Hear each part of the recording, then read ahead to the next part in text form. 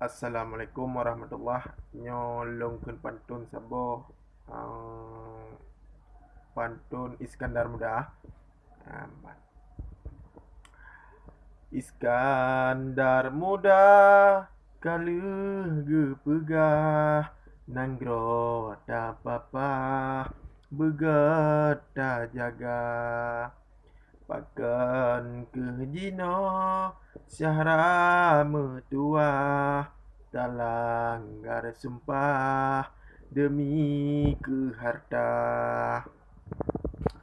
Puhana tu makot ke hukum Allah ba'da mesumpah di ke ulama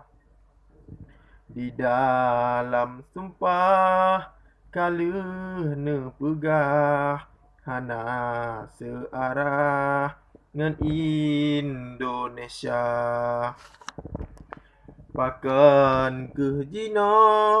syahra metuah sang-sang saboh yah gatangan Jawa pada hai Sultan kaleuh geupegah beuget da papah anu ngan bangsa Beuta tim uke lam darah gapah Aceh metuah kaleuh mardeka Beli tak ikut nyan penjajah Tanyo mepisah ngan Indonesia Beli tak kalen bangsa dijajah Eret akidah yang taat utama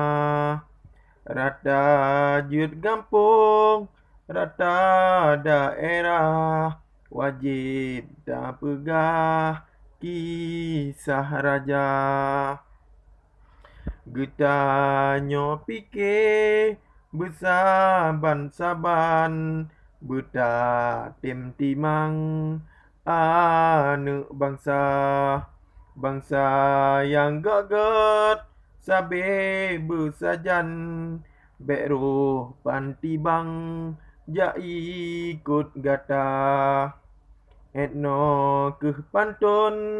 yang ulung karang Urongan malam lun susun kata Hana lun pike dak uleh sebab tujuan Aceh merdeka. Assalamualaikum warahmatullahi merdeka.